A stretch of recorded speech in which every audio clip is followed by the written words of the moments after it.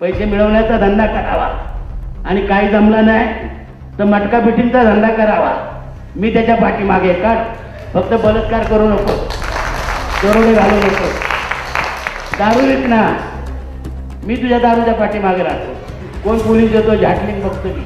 राजकारणाचा आणि लढाऊ राजकारणाचा इतिहास आहे। ज्या भाडव्यांना माहीत नाही त्यांनी जरा नीट थोडा अभ्यासावा की मी कुठल्या धर्तीचा कार्यकर्ता आहे आणि कुठल्या लायकीचा आहे। त्यांच्या शाखा काढून त्यांच्याकडनं पैसे उकळून हे काय झाटून पडतात काय? आणि म्हणून कुणाचा जास्त नशा चढली असेल ना त्यांना सांगा नीट उतरवून घ्या, नाही तर आमच्याकडे फार चांगलं जालिम औषध आहे, आम्ही चांगलं उतरवतो। परमपूज्य डॉक्टर बाबासाहेब आंबेडकरांचा, ज्योतिबा फुल्यांचा, ज्योतिबा फुल्यांचा, छत्रपती शाहू महाराजांचा, अण्णाभाऊ साठेंचा, अण्णाभाऊ साठेंचा, अरे जोर से बोलो, जोर से बोलो, आवाज कोणाचा? पाठीमागे आवाज येत नाही। भाडोत्री असतील तर त्यांना बाकीच्या लोकांना विनंती करतो, धरून आणले असतील तर बाहेर जा। आवाज कोणाचा? आवाज कोणाचा? वा, दलितांचे दिग्विजयी नेते परमपूज्य डॉक्टर बाबासाहेब आंबेडकर, क्रांतीबा फुले, छत्रपती शाहू महाराज, अण्णाभाऊ साठे, संत रोहिदास या श्रद्धास्थानांना अभिवादन करून मी या परिषदेच्या निमित्तानं माझे अल्पसे विचार आपल्यासमोर ठेवणार आहे।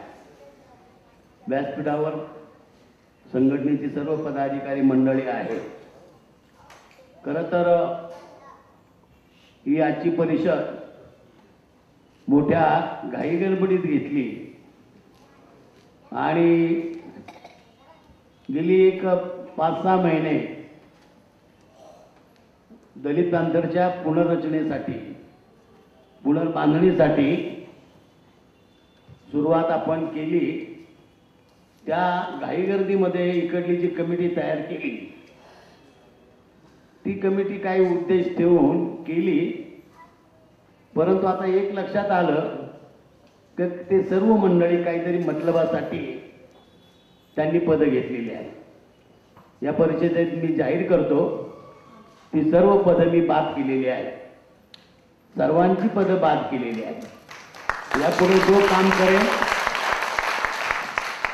तो संघटनेत राहील।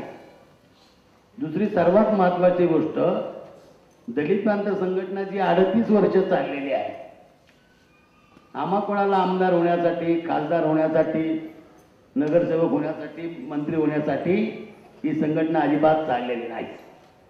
सत्ता, संपत्ती, प्रतिष्ठा, ज्ञानापासून ज्या व्यवस्थेने, ज्या राज्यकर्त्यांनी, ज्या धनदांडग्या आणि जातदांडग्यांनी ज्या बहुसंख्य समाजाला, अनुसूचित जाती जमातीच्या समाजाला, भटक्या विमुक्त समाजाला वंचित ठेवलेले आहे, त्या लोकांचे प्रश्न सोडवण्यासाठी ही संघटना आहे। आणि मी जोपर्यंत जिवंत आहे तोपर्यंत आमची संघटना याच पद्धतीने काम करेल।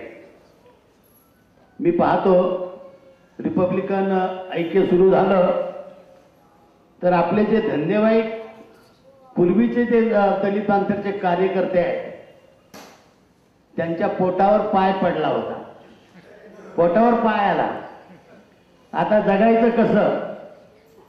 आता आम्ही ते एकीकृत रिपब्लिकन पक्ष सुरू केला, त्याच्यामध्ये 10-12 लोक संघटना एकत्र आल्या आणि एक ठरवलं आम्ही लोकांनी की एकीकडे विधिमंडळाचं आणि पार्लमेंटरी स्वरूपाचं राजकारण करायचं आणि दुसरीकडे रस्त्यातलं राजकारण देखील चालू ठेवायचं।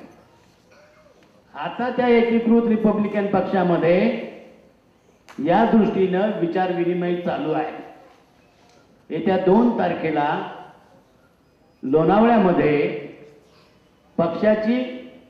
पक्षाच्या पदाधिकाऱ्यांची, महाराष्ट्रातल्या पदाधिकाऱ्यांची, देशातल्या पदाधिकाऱ्यांची आणि नेत्यांची समग्र बैठक आहे। आणि त्या दिवशी मात्र अधिकृतरित्या आपल्या पॅन्थरला एकीकृत रिपब्लिकन पक्षानं मान्यता द्यावी याच्यासाठी मी आग्रह धरणार आहे आणि तो यशस्वी करणार आहे.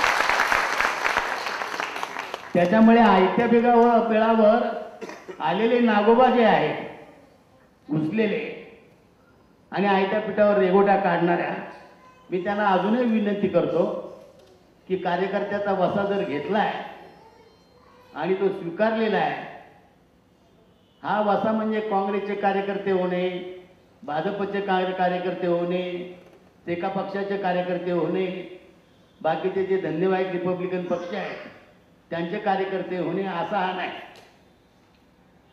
ही संघटना आणि हा वसा अशी धारा व्रत तलवारीच्या धारदार पात्यावरून चालणे. आणि हे कशासाठी? तर स्वतःच्या उत्थानासाठी, स्वतःच्या कुटुंबाच्या उत्थानासाठी, स्वतःच्या समाजासाठी, गरीब समाजासाठी, जो पिळला गेलेला समाज आहे त्याच्यासाठी, जो शोषित आहे समाज त्याच्यासाठी आहे. आणि म्हणून कुणाला जास्त नशा चढली असेल ना तर त्यांना सांगा नीट उतरवून घ्या, नाही तर आमच्याकडे फार चांगलं जालिम औषध आहे, आम्ही चांगलं उतरवतो आणि चांगल्या उतरवतो. गरीब बिचाऱ्या पाचे पारदे समाजाला गेली 1 वर्ष नादी लावलं. त्या समाजाचा एकही प्रश्न ज्यांनी संघटन केलं त्या हरामखोरांनी हा सोडला नाही. आणि मग त्यांच्यातल्या ज्या आपसातल्या मारामाऱ्या होतात, रात्री अपरात्री स्त्रिया माझ्या घरी येतात आणि आमच्या कुटुंबाच्या कलामध्ये जरा लक्ष घाला सांगतात. मग हे हरामखोर कार्यकर्ते, त्यांना संघटित करणारे कार्यकर्ते, त्यांच्या शाखा काढून त्यांच्याकडनं पैसे उकळून हे काय झाटून पडतात काय? लाज वाटत नाही हरामखोरांना? या समाजाचे एवढे प्रश्न आहेत, सरकार त्यांना वाळीत टाकले. सरकार त्यांना गुन्हेगार म्हणवतं, सरकार त्यांना वागणूक देत नाही, त्यांच्या मुलाबाळांना नीट शिक्षण घेता येत नाही आणि त्यांना ना जमीन आहे, ना जुमला आहे, ना घर आहे आणि न दार आहे. कुठेही गेले तर गावगाड्यातले लोक त्यांना चोर समजतात, दरोडेखोर समजतात. आणि आपल्या समाजाला जर आपल्या बरोबर आपण आणलेलं आहे तर हरामखोरांना तुमची जबाबदारी नाहीये का रे? त्यांचे प्रश्न सोडवण्याचे, तुमचे धंदे, त्या धंद्यासाठी त्यांना वापरायचं. दादानी परिषद बोलवली, चला तिकडे 100-1 लोक घेऊन यायचे, त्यांच्याच पैशाने घेऊन यायचे. फार जर हिंमत असेल ना कार्यकर्ता होण्याची तर रक्ताचं पाणी करा आणि स्वतःच्या कष्टाचा पैसा निर्माण करा. तो होणार नाही. आम्ही सांगतो की दलित पॅंथर संघटनेमध्ये कार्यकर्त्यांना जगवण्यासाठी काही साधन नाही. कुणी काही भजेपुरे धंदे करत असेल, मी बघतोय ना इथं माझा बाप चोरीमारी आणि दरोडेखोरी बलात्कारी सोडून बाकीचे जे काही पोटापाण्याचे धंदे ते तुम्ही करा, मी तुमच्या पाठीमागे 100%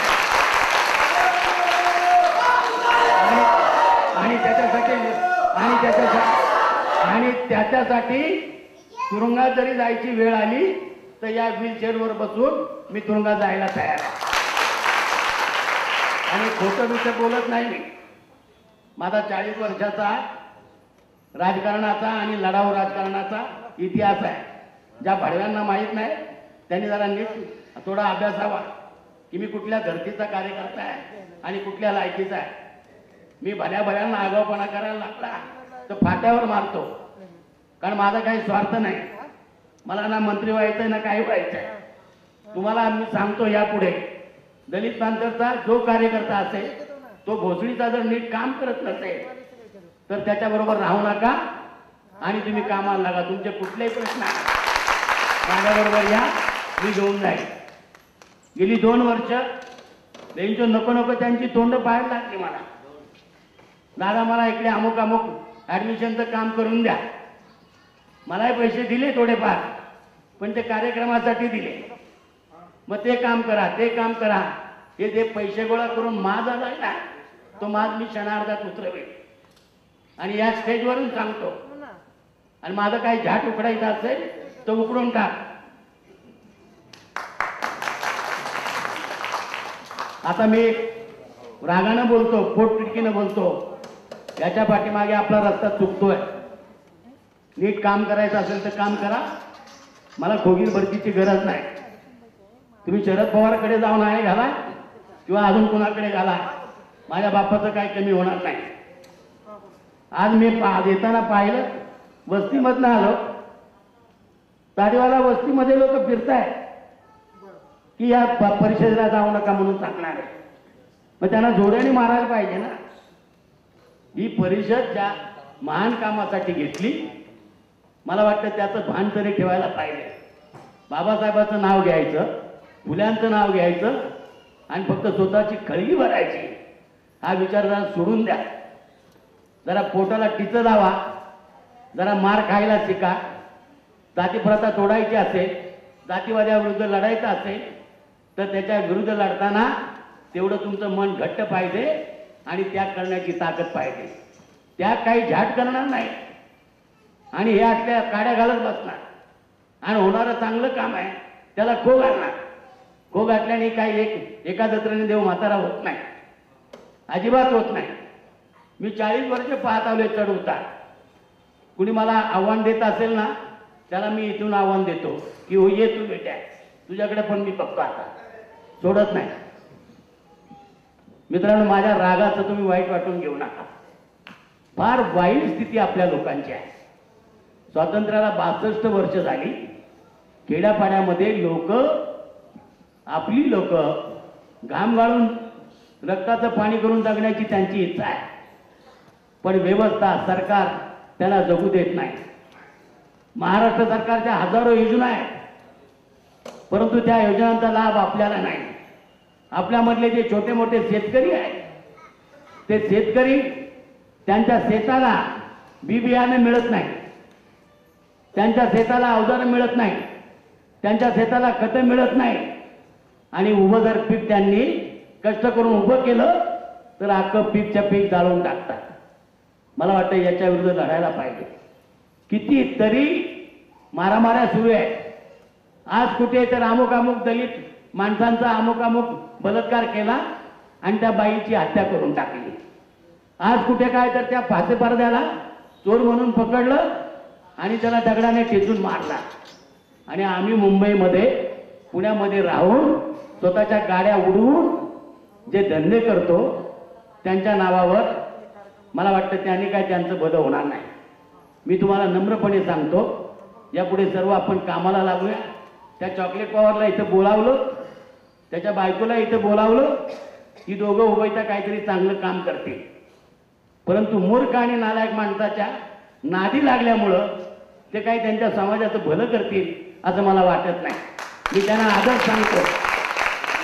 त्यांना आजच सांगतो की तुम्ही ताबडतोब सुधरा आणि ज्या बारामतीच्या एरियामध्ये जेवढ्या शाखा काढल्या त्यांचे काय काय प्रश्न आहेत माझ्याकडे घेऊन या. ही परिषद याच्यासाठी घेतली होती की बा आपण सर्व अस्पृश्य जातीतले लोक, आपण भटक्या विमुक्त्या जातीतले लोक, गुन्हेगार जातीतले लोक बाकीच्या वरच्या जातींचं सोडून देऊ, पण खालच्या जातीमध्ये काहीतरी रोटीबोटी व्यवहार होईल, काहीतरी राजकीय समझोता होईल, काहीतरी समीकरण जुळून येतील आणि जी व्यवस्था, जे सरकार, जे जातीयवादी, जे जात आणगे, जे आपल्याला सतवतात त्यांच्या विरुद्ध आपण समर्थ उभं राहायला पाहिजे. मला वाटतं या दृष्टीनं जुळणी आपण करायला पाहिजे. मी आज सांगून टाकतो, महाराष्ट्राचे नवनियुक्त अध्यक्ष झालेले आहेत. मला वाटतं अजून त्यांच्यातला साहेब गेलेला नाही. एक्झिक्युटिव्ह इंजिनियर होता, आम्हाला अभिमान होता. एक्झिक्युटिव्ह इंजिनियर असताना संघटनेसाठी जेवढं तडफेनं काम केलं तेवढं हे पद घेतल्यानंतर त्याच्यापेक्षा करायचं आहे.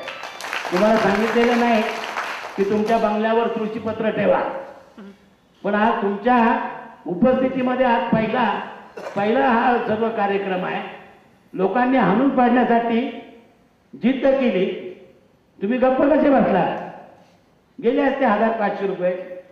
भ्रष्टाचार नाही केला तुम्ही, ठीक आहे, पण जरा थोडं गळ्यातलं सोनं नाणं गहाण ठेवून जर आजचा जर कार्यक्रम जास्त ताकद लावून केला असता तर ज्यांना हा कार्यक्रम हाणून पाडायचा होता त्या भडव्यांची हिंमत झाली नसती. यापुढे सांगतो, आपणच राहणार, तुम्हाला बदलणार नाही. काम करा. आणि मी एवढे पैसे केले, मी तेवढे खर्च केले, संघटनेत असं चालत नाही. मी कोट्यावधी रुपये खर्च केलेले आहे. मला जे मिळालं ते मी सर्व चळवळीत घालवलेलं आहे.